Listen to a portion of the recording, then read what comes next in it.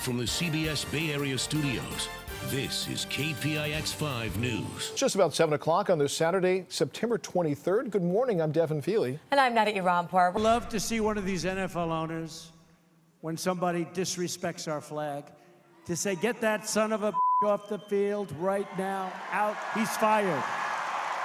He's fired! And now you have President Trump sounding off on football players who are kneeling during the national anthem. He did not name names, but former 49er Colin Kaepernick first refused to rise last season because he says this country oppresses minorities. The president took the stage in Alabama last night to support Senator Luther Strange in next week's Republican runoff. But President Trump also took aim at Senator John McCain after the Arizona Republican expressed his opposition to the GOP health care plan. In a statement, McCain said, quote, "I cannot in good conscience vote for the Graham-Cassidy proposal." He said, "I believe we could do better working together, Republicans and Democrats." Now, John McCain's list. John McCain was not on the list, so that was a totally unexpected thing. Terrible. Honestly, terrible. John McCain joins Republican Senator Rand Paul of Kentucky in opposition.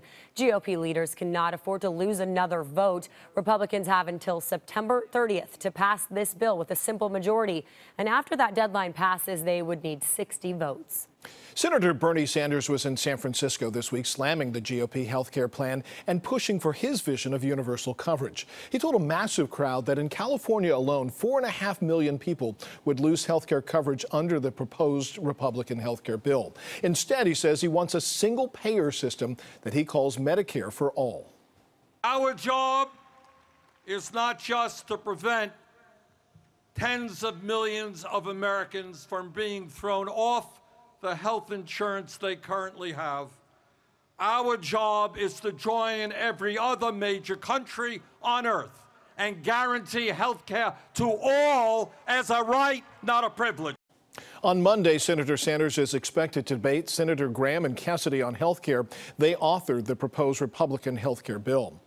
We now know that Russian hackers targeted California and many other states before last year's election. Homeland Security just notified state election offices about a year after raising a more general alarm. A total of 21 states are now on the list, and for many, yesterday's phone call from the feds was the first official word. But KPIX 5 security analyst Jeff Harp says there is a reasonable explanation for the delay.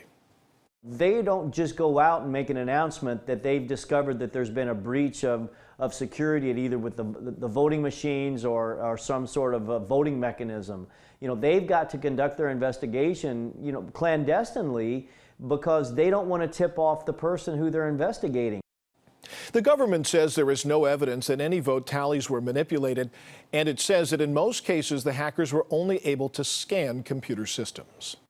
A new crisis this morning in Puerto Rico. This dam you see right there has started failing, and now 70,000 people living downstream are being warned to evacuate immediately. Authorities say it's a 90-year-old dam. It's breaking due to all the rain from Hurricane Maria.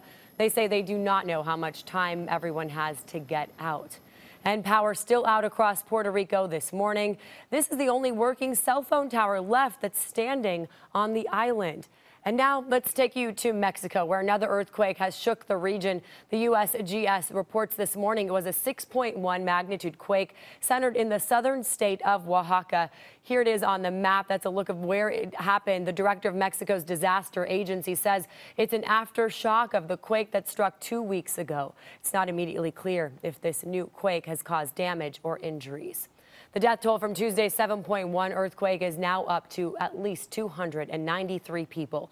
The mayor says at least 3,000 buildings in the capital of Mexico are damaged, and about 1,300 Navy personnel are still searching for survivors. Campbell police are trying to figure out how a woman became pinned between her car and another. They say it happened around 9 o'clock last night in an apartment complex. When the officers got there, they found bystanders giving the woman CPR. They'd pushed the car away from the woman.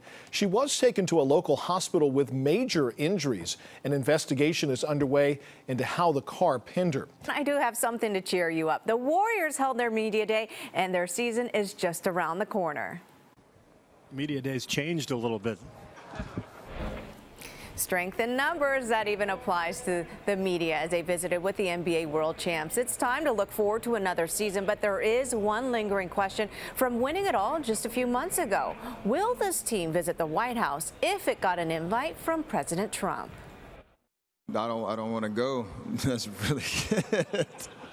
I mean, that's kind of that's the nucleus of my belief, and I think it is different. It's not just me going to the White House. If it was, this would be a pretty short conversation. North Korea is on our I heard, so we got bigger problems than the guy shooting the ball in the hoop going to the White House.